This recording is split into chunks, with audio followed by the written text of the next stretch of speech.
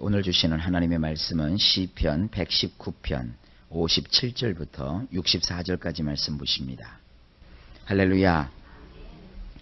오늘 시편 119편 57절부터 64절까지 말씀은 히브리 알파벳 캐트라는 단어에 해당하는 그러한 그 부분입니다. 57절을 보게 되면 나의 몫은 여호와이시기에 나는 말하기를 당신의 말씀들을 지키리이다 라고 말했느니라. 자, 우리 인생 가운데 우리가 세상을 살아가면서 우리 앞으로 떨어지는 몫이 있어요. 이걸 분깃이라고 번역을 해놨죠. 우리나라 그 속담에도 그런 말이 있습니다. 사람이란 자기가 먹고 살 것을 타고난다. 그런 거 들어보셨죠? 그런 의미입니다. 그런데 우리가 평생을 살아가는 동안에 나의 몫으로 주어진 것은 어떤 돈, 또 먹거리, 또 사람, 그게 아니라 나에게 주어진 몫은 여호와이시라는 거예요. 하나님 한 분만 나에게 있기만 해도 나는 도무지 부족할 것이 없다는 것입니다. 우리의 고백이 이와 같아야 될 줄로 압니다. 나의 몫은 여호와이십니다. 그래서 내가 이것을 깨닫고 나서 내가 말하는데 어떻게 말하느냐? 당신의 말씀들을 지키리이다. 하나님을 나의 몫으로 삼은 사람은 하나님의 말씀대로 지키며 사는 것이에요. 요한복음에도 그 말씀이 있죠. 너희가 나를 사랑하느냐? 그러니까 주님이 그 말씀을 하시면서 뭐라고 결론을 맺으시느냐 하면 만일 너희가 나를 사랑한다면 나의 계명을 지키리라 그랬어요. 하나님을 사랑하고 하나님을 나의 몫으로 삼고 또 내가 하나님의 사람인 것을 겉으로 드러낼 수 있는 유일한 방식은 뭐냐 하면 하나님의 말씀대로 살아가는 것이에요. 너에게 믿음이 있는 것이 무엇이냐? 너에게 믿음이 있다면 그것을 나에게 보여줘라. 누가 여러분의 믿음을 보여달라고 그러면 우리는 자 봐라. 내가 내 마음을 열어서 볼 테니까 하나님을 향한 나의 믿음이 있지 않느냐 보라. 그렇게 보여줄 수가 없어요. 야고보 사도가 그랬잖아요. 너희가 믿음이 있느냐? 믿음이 있다면 착한 행실로 너희의 그 선한 행실로 너희 속에 믿음이 있다는 것을 보여줘라 그랬어요. 그러면서 등장하는 인물 중에 하나가 누굽니까? 라합입니다. 라합. 이 라합이라는 여인은 사실은 세상적으로 내세울 곳이 없는 그런 여인이었습니다. 성경에 보게 되면 라합은 몸을 파는 여인이다 그랬어요. 그래서 창기라는 표현을 쓰고 있는데 오늘날 우리가 생각하는 그러한 몸을 파는 그런 경우보다는 아마도 주점을 운영하고 있는 그런 분인 것 같습니다. 그래서 여러 그 사람과 만남을 가지고 하는 그런 그 여인이었습니다. 굉장히 개방적이었죠. 그런데 그 여인에게 어느 날 어떤 낯선 손님이 들이닥칩니다. 근데 그 낯선 손님은 누구냐면 소위 말하는 간첩이에요. 스파이예요. 근데 우리 같이 이렇게 뭐 나라가 다 지금 정해져 있고 국가의 이익과 또 국가의 법과 또 거기에 해당하는 어떠한 그 모든 정부 구조가 완벽하게 갖추어진 그런 세상이라고 그 당시를 생각하시면 안 됩니다. 그 당시에는 그냥 성이 있고 성주가 있고 그런데 그 성을 염탐하러 들어온 사람들이 있었어요. 그 사람들은 알아보니까 누구냐 하면 이스라엘 진영에서 하나님의 뜻을 따라 그 가나안이라고 하는 도성을 가나안 땅이라는 땅을 들어오기에 앞서서 관문과 같은 여리고성이 있었거든요. 그 여리고성에 하나님께서 그 여리고성을 무너뜨리고 하나님의 백성인 이스라엘 백성들이 그 성을 점령토록 하시기 위해서 하나님이 미리 보내신 염탄꾼 혹은 간첩 혹은 스파이였어요. 근데 이 라합이라고 하는 여인은 하나님을 경외했던 여인이었습니다. 이거를 뭐 요즘 사람들의 논리식으로 어떻게 민족을 배신하고 나라를 배신하고 아무리 하나님의 일이라고 해도 그렇지 그거를 그렇게 눈 감아주고 그런 여인을 무슨 영웅으로 만들었냐 이렇게 비판적인 시각으로 볼 게 아닙니다. 이 라합이라는 여인은 그 하나님을 경외하고 하나님을 믿는, 그리고 하나님의 구원이 무엇인지를 두려워하는 그런 믿음과 신앙을 가진 여인이었다고 우리가 볼 수 있습니다. 근데 그 여인이 하나님을 믿는 믿음을 어떻게 보였느냐 하면, 하나님의 뜻에 따라 그 죄악 속에 빠진 여리고 도성이 무너져야 되는데 그 여리고 도성이 무너질 것을 그가 미리 알았고, 또 하나님의 뜻을 따라 자기가 거기에 쓰임받는 것에 대해서 기뻐했어요. 그래서 그 염탐꾼이 여리고성에 들어왔다라는 그 첩보를 입수한 여리고성을 파수하는 군사들이 들이닥쳐요.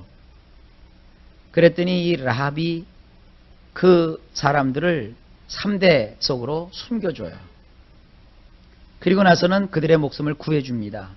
너무나도 그 사람들이 고마우니까 이 라합을 기억하겠다고 하고, 이 여리고 도성이 어차피 무너질 터이니 이 여리고 도성이 무너지는 그날 우리가 라합과 라합의 가족들을 절대로 죽이지 않겠다라고 약조를 하고요. 그리고 라합이 머물고 있던 그 집 창틀에다가 이렇게 빨간 리본을 걸어놓게 해요. 그래서 결국은 여리고성이 무너지고 그 여리고성을 물밀듯이 이스라엘 백성들이 들어와서 점령할 때 라합과 라합의 가족들을 살려주는 역사가 있었어요. 근데 성경은 그 장면을 가지고 믿음을 설명하는 거예요. 라합이라는 여인은 하나님의 일을 이루기 위해서 자기의 목숨도 아까워하지 아니하고 믿음의 행위로 뭘 했느냐, 그 정탐꾼을 살려줬어요. 숨겨주었어요. 그리고 그 여리고 도성이 무너진다는 그 말을 믿고 자기 집안으로 자기의 가족들을 들였어요. 여러분, 이 라합이라고 하는 여인은 오늘을 살고 있는 우리의 모습이기도 합니다. 우리가 믿음을 가졌다고 하면 하나님과 하나님에게 속한 것을 귀히 여길 줄 알아야 돼요. 그리고 이 세상은 하나님께서 이대로 두시는 것이 아니라 불언간에 이 세상이 또 심판이 있어요. 이 심판이 있기 때문에 야, 못된 놈들은 다 죽어야 돼, 그게 아니에요. 할 수만 있거든 한 사람이라도 더 주 예수 그리스도를 믿어서 이 멸망과 심판에 들어오지 않도록 하기 위하여 우리가 전도의 사명을 다 하는 거예요. 전도라고 하니까 여러분들이 띠를 두르고 밖으로 나가서 사람들에게 전파하고 예수 믿으라고 외치는 것만 전도라고 생각하면 안 됩니다. 그것도 전도이고, 더 여러분들 조가적이고 적극적인 전도는 뭐냐면 내 주변에 내가 알고 있는 사람들, 가까이 있는 나의 가족, 그리고 나의 친구, 나의 친척, 그리고 나의 이웃에게 우리가 끊임없이 친절을 베풀고 호의를 베풀고 그들과 아름다운 사귐을 가져서 그들로 하여금 예수 그리스도를 자연스럽게 믿을 수 있도록 애쓰고 수고하는 것도 큰 전도의 방법입니다. 내 주변 사람들을, 어떤 분들은 그래요. 주변 사람들을 전도하기를 기다리면 아무도 전도를 못한대요. 여러분, 그런 말에 속지 마세요. 내 주변 식구들에게 영향을 끼치지 못하는 사람이 어디 다른 사람들한테 가서 뭐 대단한 얘기를 할 수 있겠습니까? 그건 위선입니다. 위선. 나의 가족, 나의 사랑하는 식구들이 지옥 가는데 내가 내 가족들은 돌보지 않고 밖에 나가서 다른 사람한테만 예수를 전하고, 내가 그러면 내 가족들을 하나님이 다른 사람을 통해서라도 구원시킬 거라. 물론 그렇게 할 수도 있겠죠. 하지만 그것은 성경이 말하는 원칙이 아닙니다. 성경에 뭐라고 되어 있습니까? 주 예수를 믿어라. 그리하면 너와 내 집이 구원을 얻으리라. 누구를 위해서 여러분들 기도하고 누구의 구원을 위해서 애쓰고 힘쓰는 거 참 중요합니다. 그러나 먼저 나와 가까이 있는, 나와 관계가 되어 있는 사람들의 구원을 위해서 더 애절하게 기도할 수 있는 저나 여러분 되시기를 예수님의 이름으로 축복합니다. 그래야 믿음의 담력을 얻게 되는 것이에요. 그게 참 쉽지가 않습니다. 남에게 가서 복음 전하는 건 쉽게 보일 수 있어요. 남에게 가서 예수 믿으라고 전하는 것은요, 나 자신을 감추고 말만 잘하면 되니까, 나 자신의 본색을 숨기고 어떤 위선적인 행동을 해도 되니까. 그러나 나와 가까이 있는 사람은 내 성격을 알고 나의 약점과 단점을 다 알고 때론 나의 강점도 다 아는 사람들이에요. 그러니까 아는 사람한테는 나의 겉과 속이 다 노출되어 있으니까 예수 믿게 하는 것이 힘들 것 같죠? 아니에요. 그렇지 않아요. 여러분, 우리의 약함이 오히려 하나님의 강함이 되고요. 우리의 부족함이 하나님의 영광이 드러나게 되는 것이에요. 그러니까 여러분 자신의 마음을 약하게 먹지 마시고 끝까지 여러분의 가족들이나 이웃이나 친구를 포기하지 말고 기도하면서 복음을 전하고 친구야, 교회 가자. 또 가족들에게 예수 그리스도에 대해서 소개하고 하나님이 주시는 풍성한 은혜와 사랑을 그들에게 넘치도록 여러분이 전달하는 전달자가 되시기를 예수님의 이름으로 축복합니다. 대개 가족들이 이렇게 전도하지 못하는 이유는 뭐냐면 집에 가서 쓸데없이 교회에서 있었던 일들을 다 얘기해요. 그래서 좋은 얘기만 하는 게 아니라 꼭 그 보기 싫은 사람, 교회 갔더니 누가 보기 싫더라. 특히 교회 갔더니 우리 목사님이 설교를 해도 그런 식으로 설교를 하느냐. 그러면 가족들이요 신경질을 내요. 그런 교회 왜 나가? 그런 하나님 왜 믿어? 이렇게 되거든요. 여러분, 그건 지혜가 없는 거예요. 사람이 모인 것이기 때문에 여러 가지 말이 있을 수 있어요. 또 사람이기 때문에 여러분 그렇잖아요. 여러분도 세수 안 하고 목욕 안 하면 다 인간의 몸에선 악취가 나게 되어 있어요. 가까이 있다고 다 그런 악취가 나는 걸 그대로 얘기하니까 가족들이 나가고 싶은 마음이 있어도 나 그 교회 안 나가고 절레절레 소리는 고개를 흔들죠. 그래서 힘든 거예요. 한번 생각을 바꿔보세요. 사람에게 좋은 걸 보려고 노력하시는 거예요. 그리고 좀 더 긍정적으로 아름답게 표현하는, 말을 표현하는 법을 배우는 거예요. 자, 이를 한번 들어봅시다. 우리 목사님 설교 참 좋아. 우리 목사님 참 훌륭해. 그래서 가족들이 어떤 마음이 들어요? 그 훌륭해? 한번 가서 보고 싶다. 교회에 왔어요. 근데 성도들이 다 우리 목사님 훌륭해. 우리 목사님 말씀 참 좋아. 그러면 그 사람이 처음 와서 듣는데 별로 좋지 않거든요. 재미도 없고 따분하거든요. 근데 다른 사람들이 다 좋다고 그러니까 이런 게 좋은 거구나 이렇게 느껴요. 근데 세상에 우리 목사님은 어쩜 그렇게 말하는 게 하나하나 다 비기시는지 몰라. 다 나빠. 다 남을 지적해. 꼬집어. 막 이래요. 그럼 어쩌다 이제 교회를 데리고 나왔어요. 그 교회에 나와서 목사님이 하도 정말 열정적으로 설교를 잘했는데도 그럼에도 불구하고 그 사람 생각이 뭐예요? 저런 게 꼬집는 거구나. 저런 게 나쁜 거구나. 전대문이 확 막혀버리는 거예요. 그러니까 사실 가족의 정도에 가장 큰 방해가 되는 사람이 누구냐면 먼저 믿는 사람이에요. 먼저 믿은 사람이 부정적이고 말 하나하나를 해도 다른 집사 욕하고 다른 권사님 막 꼬집고 어떤 장로님 나쁘다고 그러고 교회들이 다 틀려먹었다고 하면 그건 전대문이 확 막혀버리는 거예요. 이 세상 사람들은 그래도 교회에 그래도 좀 희망을 걸어요. 왜냐하면 교회 다니는 사람은 그래도 착할 줄 알아요. 근데 그 사람들이 교회 다니는 사람도 악해 그러면 어디 가서 의지를 하겠냔 말이에요. 여러분, 우리는 복음을 전한다는 것이 뭐예요? 기쁨의 소식을 전하는 거거든요. 그러니까 사람들에게 가서 예수님만 전하는 것이 아니라 우리가 전하는 예수를 그들은 별로 관심이 없어요. 예수를 전하는 우리의 삶의 태도, 우리의 삶의 모습, 우리의 그 친절함, 우리가 하나님 앞에서 사는 그 경건함을 보고 예수를 믿으면 예수라는 양반이 누군지는 모르지만 하여간 저 사람처럼 저렇게 삶이 긍정적이 되고 어려움 속에서도 굴하지 아니하고 저렇게 성실하게 살 수 있는 거구나 하고 사람들이 그런 것에 감동을 받는 거예요. 그래서 하나님께 나와가지고 그들도 그 하나님을 만나서 그들의 인생이 달라지고 바뀌어지는 거예요. 자, 이게 뭘 얘기하는 겁니까?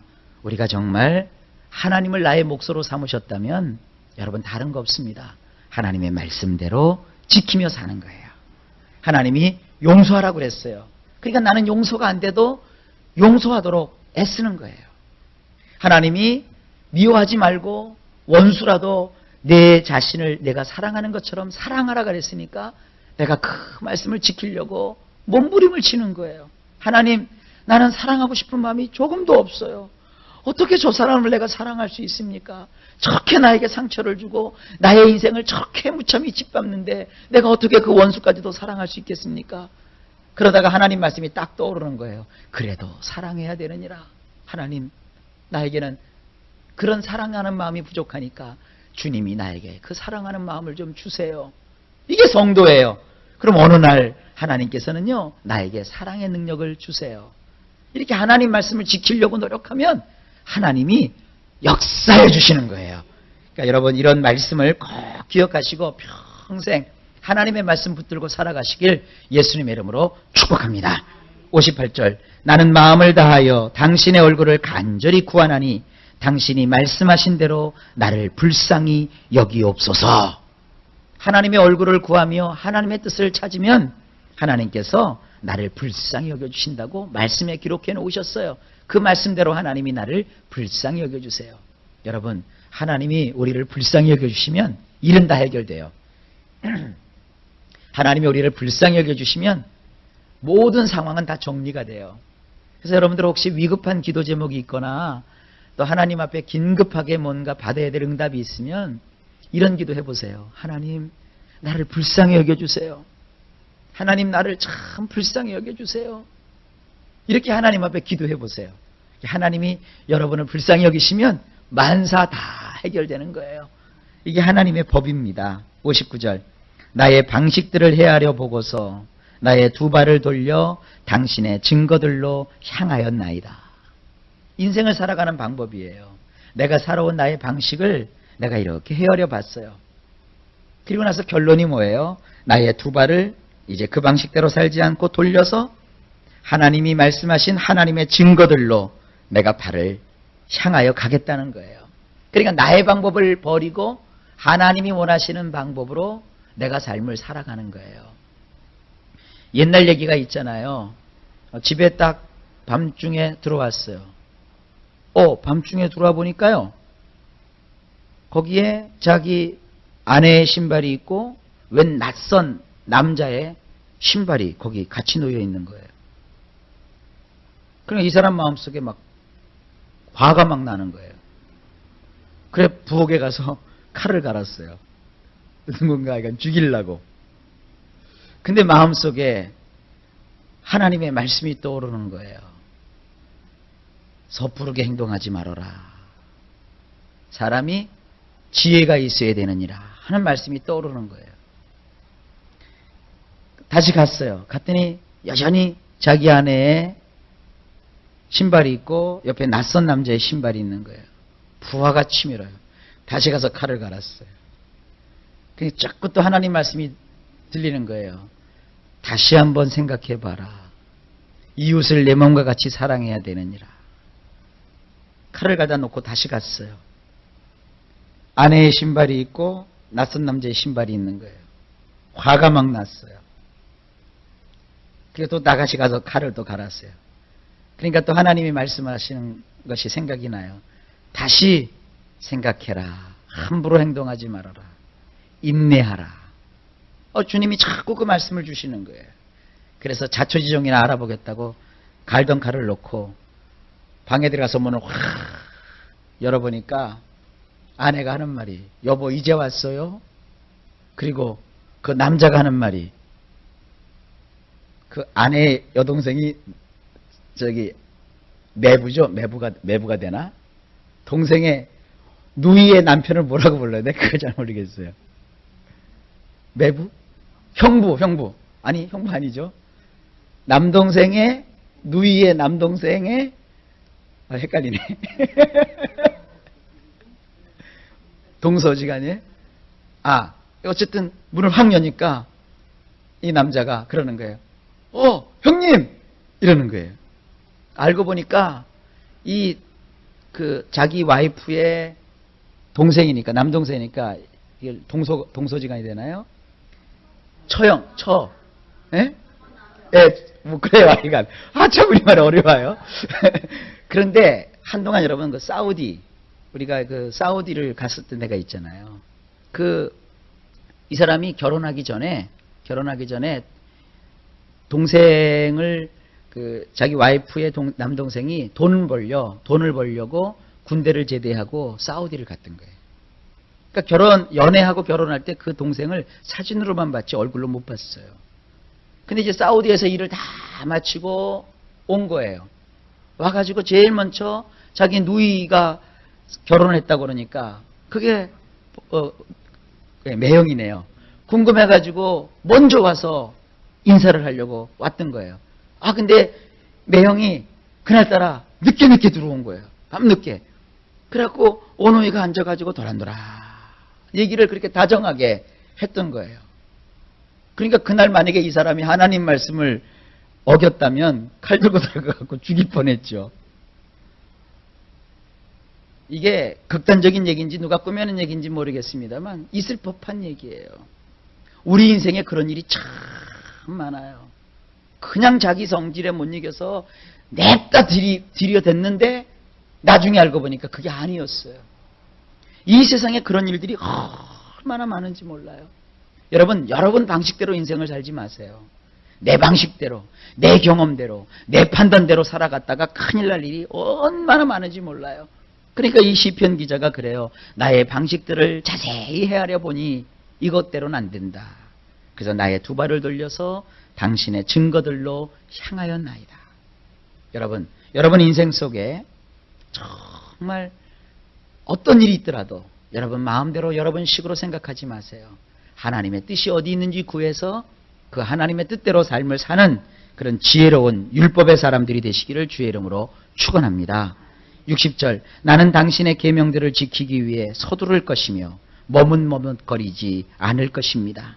하나님 말씀을 지키는데 머뭇거릴 필요가 없어요. 61절 사악한 자들이 때를 지어 나를 에워싸서 위협할지라도 나는 당신의 율법을 잊지 아니하였나이다. 62절 한밤중에 나는 일어나서 당신의 의로운 샤파트로 인하여 당신께 감사를 드렸나이다. 63절 내가 동역자로 삼은 자들은 모두 당신을 경외하는 자들이며 당신의 교훈들을 지키는 자들이니이다. 여러분 이 친구와 동역자는 좀 달라요. 친구는요 안 믿는 사람도 있고 믿는 사람도 있지요. 여러분 꼭 우리가 믿는 사람만 친구를 사귀면 언제 누구에게 전도하겠어요. 그러니까 친구는 믿는 사람이든 안 믿는 사람이든 다양하게 있을 수 있어요. 그러나 일생 동안 우리가 함께 동역하는 동역자가 또 있어야 돼요. 어떤 동역자냐? 하나님을 경외하는 동역자. 하나님의 교훈을 지키는 그런 동역자가 꼭 여러분에게 있기를 주의 이름으로 축복합니다. 교회가 작을 때는 그런 걸 별로 여러분 못 느낄 거예요. 교회가 자꾸 커지면서 교인들이 한 100명도 되고 200명도 되고 한 500명도 되고 교회가 자꾸 교인들이 많아지게 되면 그 많은 교인을 다 아는 게 아니에요. 이제 자기 몇 사람 이렇게 아는 사람들을 이렇게 같이 교회 생활을 하게 돼요. 그런데 어떤 사람은 꼭 불평불만주의자들과만 친해. 그러면 자기 영혼을 망쳐요. 교회를 다닌다고 하면서도 그렇게 하면 큰일 나요. 여기 친구 사귀는 방법이 있어요. 특히 신앙을 가진 사람 중에 어떤 사람을 새겨야 되느냐? 하나님을 경외하는 자. 경외하는 게 뭐예요? 예배를 드리는 자예요. 교회를 다녀도요 예배에 열심을 내는 사람이 있는가 하면 예배를 소홀히 하는 사람이 있어요. 여러분 인생 성공은 예배 성공입니다. 교인 중에서도 이런 분이 꼭 있다니까요. 지금은 모르지만 여러분 제 말이 맞나 틀리나 이제 조금 지나면 교인들이 많아졌을 경우 제 말이 생각이 날 거예요. 교인 중에서 꼭 이런 사람이 있어요. 우리 예수 믿는 사람은 무슨 모임을 가져도 먼저 예배부터 드리고 예배부터 드리는 거거든요. 목사님이 여러분 가정에 신방 가갖고 집사님 나 그냥 놀러 왔어요. 그럼 목회자가 아니죠. 목사님이 일단 여러분 가정을 가면 먼저 예배부터 드리고 그렇죠? 목사님이 예배부터 드리고 뭐 일을 시작하고 얘기를 하는 것이거든요. 그래서 예배를 중시해야 되는데 어떤 사람은 아이고 뭐 예배 맨날 드리는 건데 우리끼리 모였으니까 그냥 먹고 마시자 이런 사람이 있고요.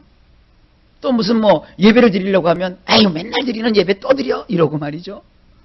그리고 교회 가려고 그러면 1년 뭐 52주 내내 교회 가는데 한 주간은 빠지자 이러고 말이죠. 신앙인들이. 여러분 이런 사람들 가까이 하면 여러분 신앙을 처음엔 재밌고 즐거울 줄 모르지만 무너져 내리고 말아요. 하나님을 경외한다는 것은 예배를 드린다는 거예요. 예배를 소중히 여기는 사람들과 가까이 하시기를 바랍니다. 주일날 또 우리가 공식적으로 드리는 예배가 있죠. 또 수요일날 또 구역예배 이렇게 공식적으로 교회가 드리는 예배 하여간 예배를 우리가 소홀히 하지 않고 또 그것뿐만 아니라 개인적으로 드리는 예배, 또 이렇게 새벽에 나와서 하나님께 드리는 이런 예배, 이런 그것을 예배를 소중히 여기는 사람들과 여러분 교회에서 가까이 하십시오. 뿐만 아니라 하나님의 교훈을 지키는 자들, 하나님께서 이 말씀을 주셨는데 말씀대로 사는 사람들, 그런 사람들을 여러분 교회에서 가까이 하십시오. 그게 하나님 앞에 복받는 지름길입니다. 64절 여호와여 당신의 인애로우심이 땅에 가득하오니 당신의 규례들로 나를 가르치소서. 하나님은 얼마나 인애가 풍성하시냐 하면 우리가 이루 측량할 수 없을 만큼 그 인애가, 그 은혜가, 그 사랑스러우심이 넘칩니다. 나는 언제 하나님의 사랑을 받을까 그렇게 생각하지 마세요. 하나님은 우리가 아직 죄인 되었을 때에도 우리를 위하여 자기 아들을 십자가에 내어서 죽게 하심으로 우리를 향한 하나님의 사랑을 확증하여 주셨어요. 여러분이 오늘 하나님을 사랑하는지 안 사랑하는지 여러분의 감정과 기분에 따라서 달라질 거예요. 그러나 하나님은 변함없이 오늘도 저나 여러분을 사랑하세요. 오늘도 하나님이 여러분들에게 은혜를 주세요. 여러분 오늘 하루 살다가 무슨 심통 나는 일이 있어갖고 화가 이렇게 머리끝까지 올라갔다 한번 쳐봅시다. 그래도 하나님이 여러분들을 미워하지 않고 사랑하세요. 하나님의 인애는 땅끝까지 가득해요. 그래서 우리의 소망이 뭐예요? 오늘도 당신의 규례로 나를 가르쳐 주시옵소서. 여러분 오늘도 하나님의 사랑과 은혜가 우리에게 넘칩니다. 하나님의 말씀을 오늘도 따라서 여러분들 승리하실 수 있기를 주의 이름으로 축복합니다. 다른 말씀 기억 못해도 좋아요. 제가 늘 얘기하죠. 오늘도 감사하세요. 그리고 하나님 앞에서 기뻐하세요. 그리고 뭐든지 기도하며 오늘도 하루를 승리하시기를 예수님의 이름으로 축복합니다.